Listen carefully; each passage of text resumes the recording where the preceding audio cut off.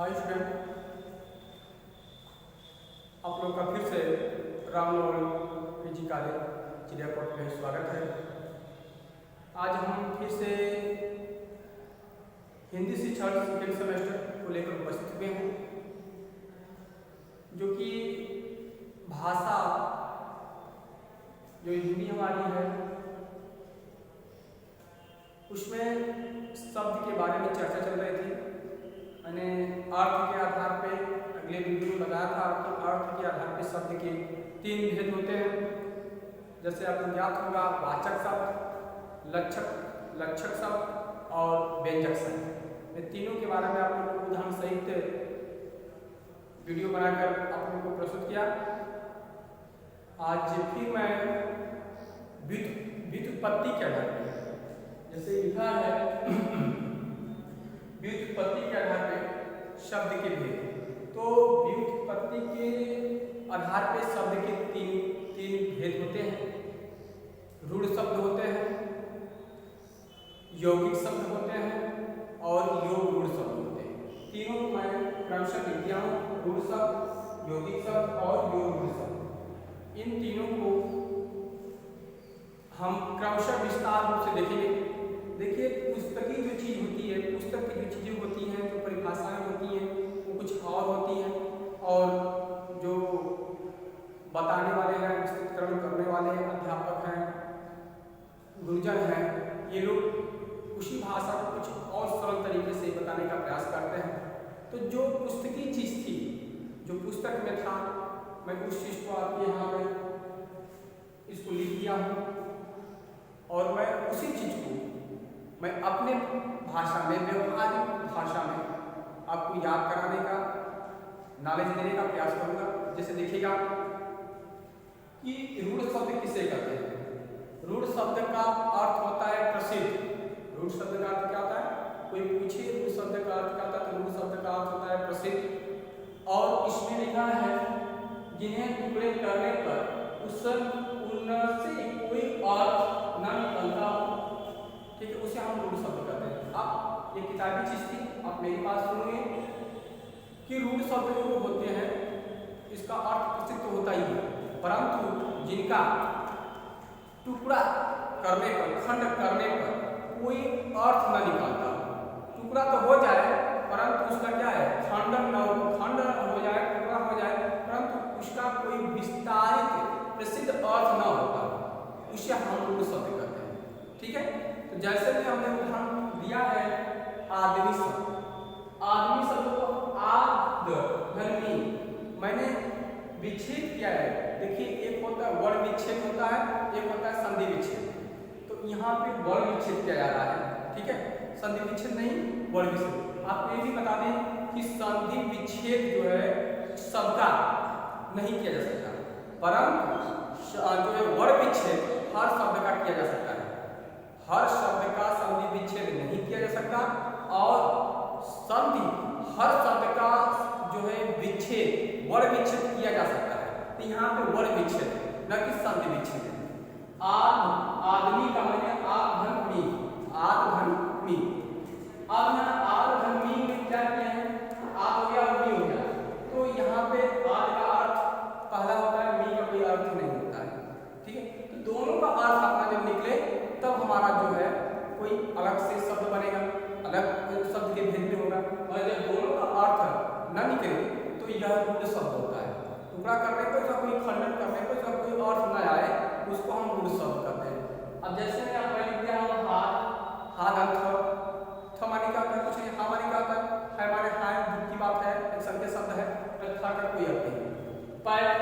पैर लिखा है, तो पैर धरना करेंगे, अर्थ निकलेगा। अब उसको मिलाएंगे, दोनों वर्ण विच्छेद को मिलाएंगे तब अर्थ निकलता है। उसी तरह से घर है।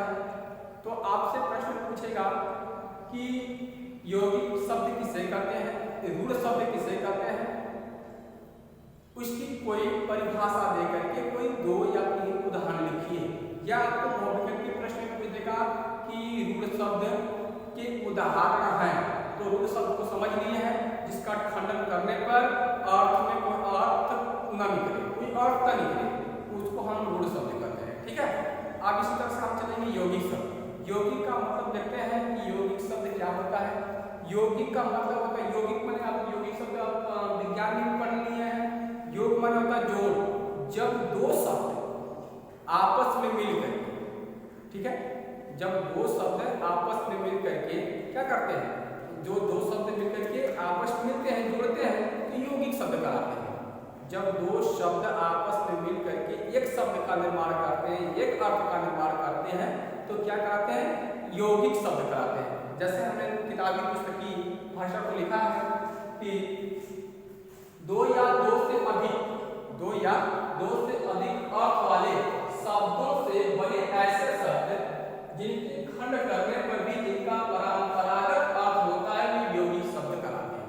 कहने का तात्पर्य यही, इसका उल्टा हमें समझ से लग रहा है कि ये दो शब्द हैं, जो शब्द होते हैं, शब्द किसे कहते हैं आपको बता ही दिए हैं कि शब्द जिसका अर्थ निकलता है वही शब्द कहलाते हैं, जिसका अर्थ नहीं निकलता वो शब्द नहीं कहलाते हैं। तो ऐसे दो या दो से अधिक शब्द जिसको मिलने पर एक अर्थ, दो या दो से अधिक अर्थ वाले शब्द से बने दो शब्द होंगे, दोनों शब्द का आपका अर्थ होगा, इससे बने अर्थ, बने शब्द यौगिक शब्द कहलाते हैं। परंतु कहा कि उनके खंडन करने पर भी जिनका परंपरागत मतलब व्यवहारिक रूप से अर्थ होता है, इनका कोई न कोई क्या होता है, अर्थ होता है, उसे हम क्या करते हैं, यौगिक शब्द कहते हैं। मतलब दो शब्द आपस में मिलेंगे तो एक यौगिक शब्द का निर्माण करेंगे। दो शब्द, दो अर्थवान शब्द आपस में मिलेंगे तो यौगिक शब्द कहलाएंगे। और इसको आप यौगिक शब्द कराएंगे तो अलग हो गया, फिर इसको तोड़ेंगे, तोड़ने का मतलब टुकड़ा करेंगे, विच्छेद करेंगे, तो उनका भी अर्थ का क्या होगा, उन दोनों शब्दों का अर्थ निकलेगा। मगर गुण शब्द में अर्थ नहीं निकल रहा था, मगर यौगिक शब्द में दोनों का अर्थ निकलेगा, ठीक है। तो इसे हम क्या करते हैं, यौगिक शब्द। जैसे देख लिखा है यहाँ पर हमने लिखा है विद्यालय, दो शब्द निकला है, एक शब्द हमारा विद्या है, दूसरा क्या है, आलय। विद्या माने होता है विद्या, आलय माने होता है घर, ठीक। तो आप दो शब्दों को मैंने क्या जोड़ेंगे, दो शब्दों को जोड़ेंगे तो हमारा बनेगा विद्यालय। तो ये विद्यालय जो है, ये विद्या हमारा योग नहीं है, ये आलय हमारा योग नहीं है। यदि दोनों को हम जोड़ेंगे तब ये जो शब्द का निर्माण होगा, यह शब्द हमारा यौगिक कहलाएगा, ठीक। तो इन शब्दों को हम क्या कहेंगे कि विद्यालय क्या है, यौगिक शब्द।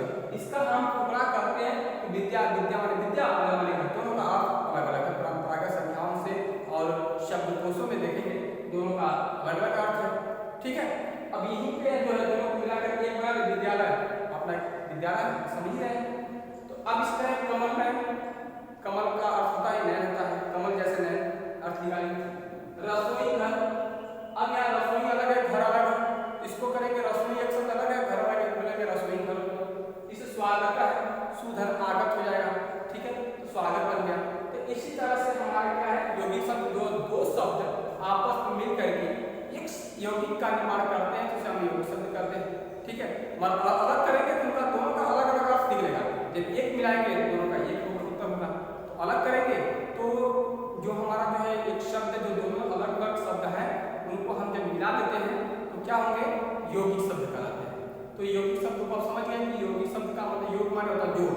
जब दो या दो से अधिक शब्द आपस में मिल करके एक शब्द का निर्माण करते हैं तो ये वह शब्द जो निर्माण हुआ शब्द है, जो बना हुआ शब्द है, हमारा यौगिक शब्द कहलाता है। क्लियर।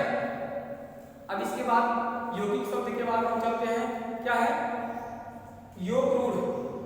योग माने जोड़ और रूढ़ माने शब्द देख लीजिए। तो अब इसको परंपरागत से या पुस्तकीय नॉलेज से हम इसको देखेंगे तो योग रूढ़ वे शब्द हैं जिनमें योग तथा रूढ़ दोनों शब्दों के लक्षण पाए जाते हैं।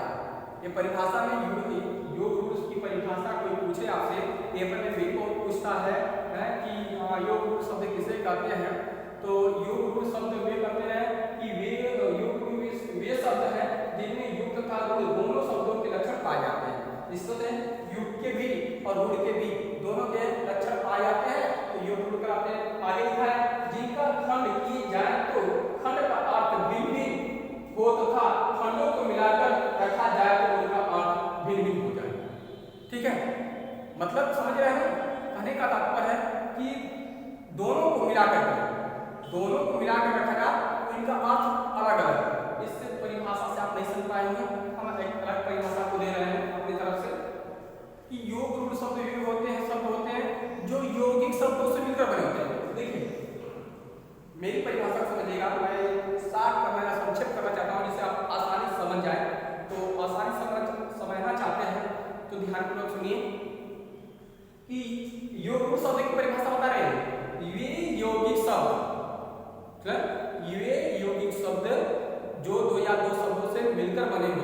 ठीक है, यौगिक शब्द दो या शब्दों से अधिक मिलकर बने होते हैं।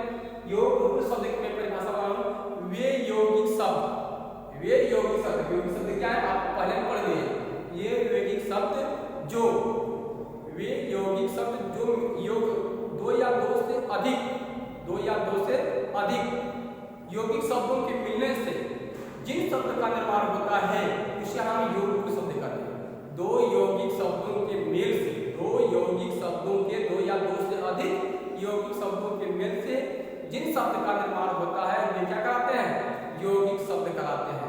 और यौगिक शब्द को आप ध्यान समझ लीजिएगा, यौगिक जो शब्द होते हैं वे अक्सर क्या होते हैं, बहुव्रीहि समास का उदाहरण होते हैं। मतलब वे अपना अर्थ देख, मूल अर्थ न देकर के किसी तीसरे अर्थ की तरफ क्या करते हैं, संकेत करते हैं, यह यौगिक शब्द कहलाएगा। जैसे आपको कंफ्यूज होंगे आप कि यौगिक शब्द विद्यालय, विद्यालय जो हुआ है विद्यालय, यही यौगिक शब्द मिल गए तो क्या विद्यालय शब्द है, ये मूल अर्थ इसका विद्यालय ही है, तो कैसे यह यौगिक शब्द होता है। तो हमने एक शब्द बोला है कि वे यौगिक शब्द, दो या दो से अधिक यौगिक शब्द जब आपस में मिल करके एक शब्द का निर्माण करते हैं, परंतु किसी जो है अपने मूल अर्थ को त्याग करके किसी दूसरे अर्थ की ओर संकेत करते हैं, वे क्या कहते हैं, यौगिक शब्द कहते हैं। जैसे आपको पता नहीं यहाँ लिखा है पीतांबर, पीतांबर मानते हैं पीला वस्त्र, यहाँ या पीत धन अंबर, पीत धन अंबर, पीत माने होता है पीला, अंबर माने होता है आकाश। आप पीला आकाश तो कहेंगे नहीं, अब यहाँ इसका मतलब पीला आकाश, जैसे विद्यालय हुआ तो पीला आकाश हुआ, हम पीला आकाश तक कहेंगे इसको, तो हमारा जो है योग रूढ़ यौगिक शब्द हो जाएगा। मगर यहाँ पीतांबर जो है वो पीतांबर, आप जो है प्रचलित जो इतिहास पुराण में प्रसिद्ध है उनके तरफ लेके जा रहे हैं, उनके अर्थ के को संकेत कर रहे हैं, तो ये हमारा होता है यौगिक शब्द। इसी पीतांबर किसके लिए प्रसिद्ध है, पीतांबर हम कहते हैं किसके लिए कहते हैं भैया, हम कृष्ण के लिए कहते हैं। तो यहाँ पे पीतांबर, यहाँ पे कृष्ण की ओर संकेत करेंगे, लेकिन पीला अंबर, पीला वस्त्र की बात करेंगे। पीला वस्त्र कौन था, पीला वस्त्र धारण करने वाला कौन था, कृष्ण भगवान थे। तो यह पीतांबर हो गया। अब यहाँ नीलकंठ, नील हो गया और कंठ, तो नील कंठ, नील तो कंठ मानते हैं, यहाँ नील हो गया, यहाँ कंठ हो गया, तो नीलकंठ हो गया। तो नीलकंठ का नीलाकंठ, तो नीलाकंठ किस इतिहास में किस देवी देवता को संकेत कर रहा है, शंकर की तरफ कर रहा है। तो नीलकंठ हमारा क्या हो गया, नीलकंठ हम क्या, नीलकंठ कौन सा शब्द है, प्रश्न पूछेगा कि रूढ़ शब्द है कि यौगिक शब्द है कि योग रूढ़ शब्द है। तो नीलकंठ शब्द हमारा क्या होगा, योग रूढ़ शब्द होगा। क्यों होगा, क्योंकि यह संकेत को संकेत कर रहा है, तीसरे अर्थ की तरफ संकेत कर रहा है। अभी आपसे प्रश्न पूछा जाता है जो है त्रिनेत्र, त्रिनेत्र, अब त्रिनेत्र में अब जानते हैं कि त्रिनेत्र किसकी तरफ संकेत कर रहा है, शिव की तरफ कर रहा है। तो ये हमारा जो है, मतलब आप संक्षेप में ये कह सकते हैं कि बहुव्रीहि समास आप पढ़े हैं, नहीं पढ़े होंगे तो आगे कुछ समास हम पढ़ाएंगे, समास का नंबर आएगा, अलंकार का नंबर आएगा, छंद का आएगा, तो सारी चीजें पढ़ाएंगे आपको। पर इसको देख लीजिएगा कि मतलब कि बस इतना देखा है कि जो बहुव्रीहि समास के उदाहरण होंगे, ये सारे उदाहरण किसके होंगे, सारे उदाहरण किसके होंगे, ये आपके किसकी तरफ होंगे, सारे उदाहरण किसकी तरफ होंगे भैया, नहीं समझा। ये बहुव्रीहि समास के सारे उदाहरण जो है ये योग रूढ़ शब्द कहलाएंगे, बस समझ लीजिएगा। जैसे पंकज हो गया, तो बहुत बार पूछा कि पंकज, पंकज शब्द में, पंकज शब्द जो है कौन सा शब्द है, योग रूढ़ है कि यौगिक है, किस योग रूढ़ शब्द है। तो आप पंकज शब्द, पंकज, ठीक है, कैंची और पंकज कैंची,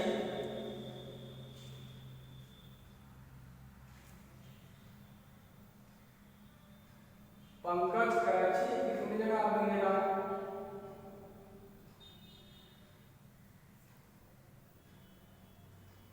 देवेश, महेश,